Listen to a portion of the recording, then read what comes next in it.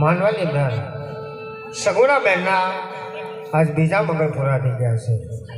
તો બીજા મંગળની અંદર અજમલ રાજાએ સગુણા બહેનને સોનાના દાન દીધા હતા. તો જે કાંઈ પણ તમારા તરફથી દાન આવશે એ બધા દાન સોનાના દાન તરીકે ગણાશે. માટે એક પણ મંગળ ખાલી ન જા મારા વાલા.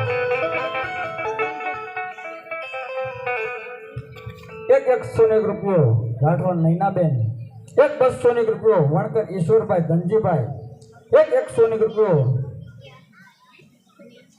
ધાંધલા પુનિતભાઈ અનિલભાઈ ભાવનગર